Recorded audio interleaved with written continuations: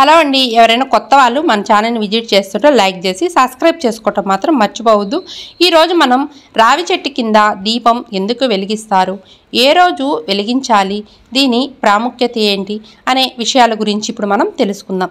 రావి చెట్టు దేవతా వృక్షంగా పిలుస్తారు. సకల దేవతలు నివసిస్తారని చెబుతారు. అయితే రావి చెట్టు కింద దీపం ఎందుకు వెలిగిస్తారు, ఏ రోజు వెలిగించాలి, అలా వెలిగించటం వల్ల కలిగే ప్రయోజనాలు ఏంటి ఇప్పుడు మనం తెలుసుకుందాం. రావి చెట్టు కింద దీపం ఎందుకు వెలిగిస్తారు? సనాతన ధర్మంలో రావి చెట్టును చాలా పవిత్రమైనదిగా దైవ వృక్షంగా భావిస్తారు. అందుకే ఎల్లప్పుడూ ఈ చెట్టును పూజిస్తారు. రావి చెట్టు విష్ణువు లక్ష్మీదేవి నివాసం అని పురాణాలు చెబుతున్నాయి. రావి చెట్టును అశ్వత్థ వృక్షం అని పిలుస్తారు. పురాణాలలో దీని గురించి ప్రస్తావన ఉంది.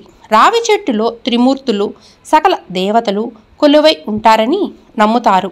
అలాగే రావి చెట్టు కింద పూర్వీకులు నివసిస్తారని, రావి చెట్టు చుట్టూ ప్రదక్షిణలు చేయటం వల్ల అన్ని రకాల పాపాలు తొలగిపోతాయని నమ్ముతారు. రావి చెట్టు కింద దీపం వెలిగించడం వల్ల అనేక విధాలుగా మేలు జరుగుతుందని పురాణాలు పేర్కొంటున్నాయి. అంటే మనకు తెలియకుండానే రావి చెట్టు కింద చేస్తే ఎన్ని ఫలితాలు వస్తాయో ఇప్పుడు మనం ఈ వీడియో ద్వారా తెలుసుకుందాం. మీతో పాటు నేను కూడా తెలుసుకుంటాను ఈ వీడియో ద్వారా. ఈ వీడియోని స్లిప్ చేయకుండా పూర్తిగా చూసి మీకు నచ్చితే ఒక లైక్ చేయండి. రావి చెట్టు కింద దీపాలు వెలిగించడం వల్ల దేవత ఆరాధన జరిగినట్లు భావిస్తారు. ఇలా దీపం వెలిగిస్తే లక్ష్మీదేవి సుఖ సంతోషాలు ప్రసాదిస్తాదని నమ్ముతారు.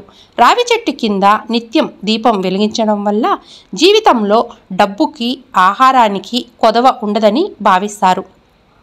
ముఖ్యంగా సాయంత్రం పూట రావి చెట్టు కింద దీపం వెలిగించటం వల్ల పితృదేవతలు ప్రశాంతంగా ఉండి కుటుంబంలో ప్రశాంత వాతావరణం నెలకొనేలా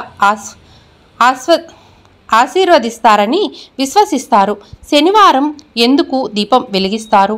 శనివారం రావి చెట్టు కింద ఆవ నూనె దీపం వెలిగించటం చాలా ప్రత్యేకతను సంతరించుకుంటుంది. ఆవ నూనె దీపం వెలిగించటం వల్ల శనిదోషం ముగుస్తుందని నమ్ముతారు.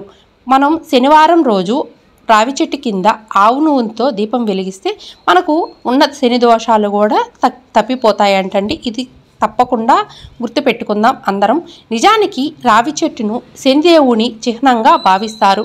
జాతకంలో శనిదోషం ఉన్నవాళ్ళు ప్రతి శనివారం రావి చెట్టు కింద ఆవ నూనె దీపం వెలిగించటం మంచిది.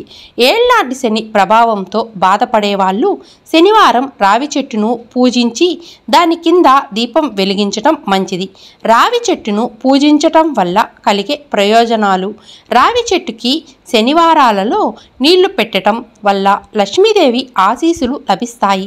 కానీ పొరపాటును కూడా ఆదివారం రావి చెట్టుకి నీళ్లు సమర్పించకూడదు. అంటే ఆదివారం రోజు మాత్రము రావి చెట్టుకి నీళ్లు పోయకూడదు, తాకకూడదంట. అలా చేస్తే బ్రహ్మ పురాణం ప్రకారం రావి చెట్టును పూజించటం వల్ల త్రిమూర్తులను పూజించిన ఫలితం లభిస్తుంది. అలాగే బృహస్పతి అనుగ్రహం కూడా లభిస్తుంది. రావి చెట్టుకు పూజ చేస్తే శుభం కలుగుతుంది, శత్రువుల నుండి విముక్తి లభిస్తుంది, అంటువ్యాధుల నుండి రక్షణ లభిస్తుంది. భగవద్గీత ప్రకారం శ్రీకృష్ణుడు రావి చెట్టులో నివసిస్తాడని అంటారు. అందుకే ఈ చెట్టుని ఆరాధించటం వల్ల కృష్ణుడి కరుణా కటాక్షాలు పొందుతారని నమ్ముతారు. ఈ చెట్టు నీడన కూర్చొని గాయత్రి మంత్రం జపించటం వల్ల 4 వేదాలు చదివిన పుణ్యం లభిస్తుందని విశ్వాసం. అంటే ఈ చెట్టు కింద మనము కూర్చొని ఆ నీడను కూర్చొనైనా గాయత్రి మంత్రం జపిస్తే దానికి మనకు 4 వేదాలు చదివిన పుణ్యం లభిస్తుందని నమ్మకం అంటండి. వినాయకుడికి రావి ఆకులు ఎంతో ప్రీతికరం.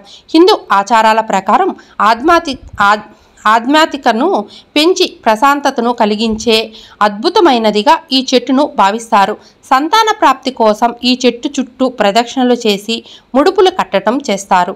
భర్తకు దీర్ఘాయుషు ఇవ్వమని కోరుకుంటూ పెళ్ళైన స్త్రీలు రావి చెట్టుకు చుట్టూ రక్ష సూత్రాన్ని కడతారు. ఇలా చేయటం వల్ల వివాహిత సౌభాగ్యం కలకాలం ఉంటుందని నమ్ముతారు. Thank you for the watching. మీకు కానీ నా ఛానల్లో మంచి మంచి డివోషనల్ స్టోరీస్, ఫ్యామిలీ స్టోరీస్ ఉన్నాయి. మీరు చూడండి. మీకు కానీ నా ఛానల్ నచ్చితే లైక్ చేసి, షేర్ చేసి, సబ్స్క్రైబ్ చేసుకోవటం మాత్రం మర్చిపోవద్దు. Thank you.